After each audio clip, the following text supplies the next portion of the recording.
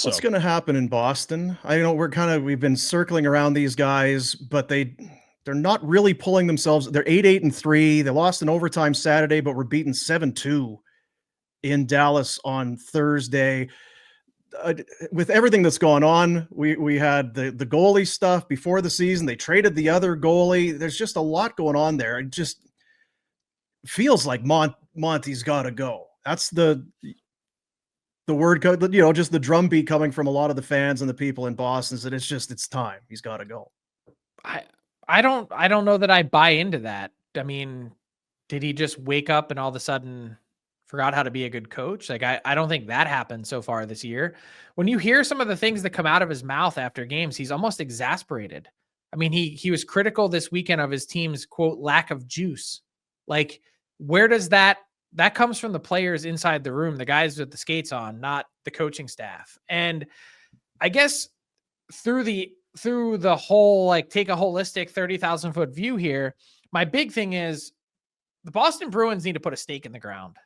You're either extending this guy who's a lame duck and in the last year of his deal, you're either saying right now, Jim Montgomery's not going anywhere, we are keeping him, get used to it, or you make the change now and you've got plenty of runway left for your team to rebound under a different coach to be better, to make sure that you make the playoffs and have an opportunity to win.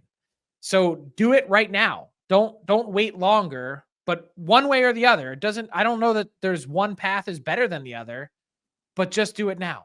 I guess the other thing is too, are they better than an 8-3 hockey team? Of course they are. To what end though? Look at that. How often are the Boston Bruins with Jeremy Swayman in net? Are they going to be the 26th ranked team in goals against? He's kicking in 888 this season.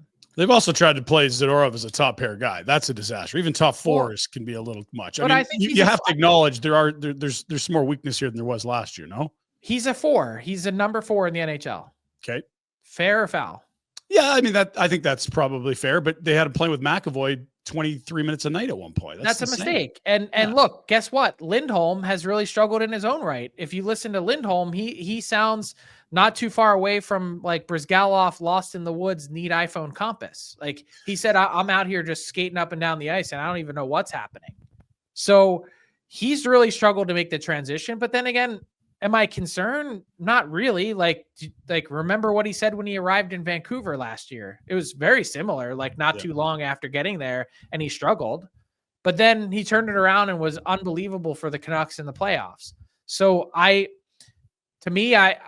think this team finds a way to sort it out. I think Swayman and their defense are too good not to. And you mean to tell me that the best producing line for the Bruins for the remainder of the year is going to continue to be their fourth line? Like at some point, Pasternak, Lindholm, Zaka, like all these guys are going to start to click, I would think. And they're still 500. It's not like they're way far out of it. They're 2 wins away from being in second place in the division. Where do you rank them in that division? Because I mean, Toronto's, it fits in spells. Florida looks great. Tampa, I think people were down on, but it looked strong at times. Then I have them third.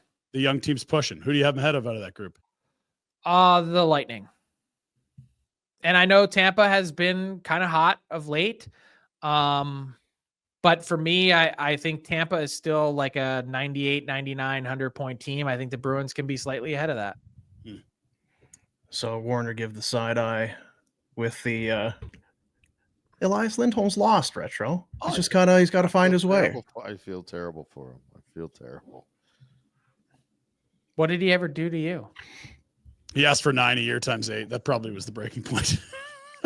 It's still kind of amazing through all of that he ended up getting what he got. I agree. We thought he cost himself 20, 30 million. It might only have been like 10, but like he was just okay for the Canucks down the stretch, better in the playoffs, but they played him as a 3C with like Garland and Dakota, Joshua. It wasn't like he was, top 6 running the power play. Like I sort of think of him as like a super plumber, like a really, really good secondary piece. But if he's your 1C, I don't know, man. I really don't. That's why I'm not as bullish on Boston. What if he was a winger? But right? Like, what does he get paid if he's a winger?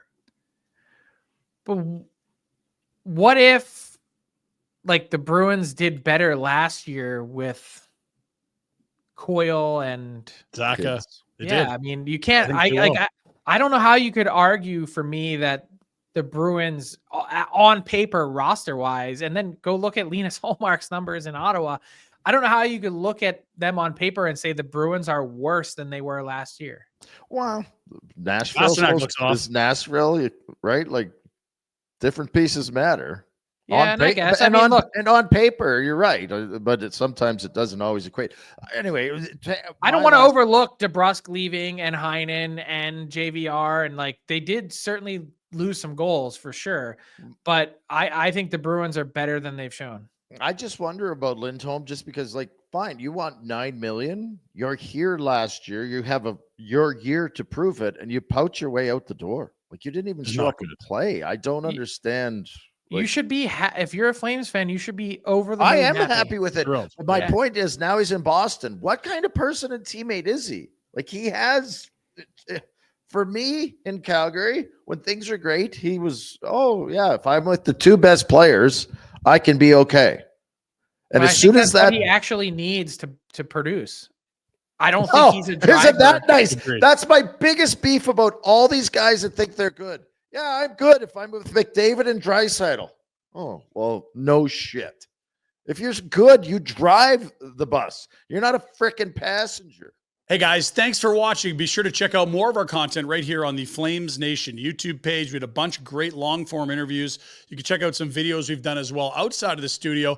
And of course, if you want more writing or merchandise stuff, flamesnation.ca or nationgear.ca.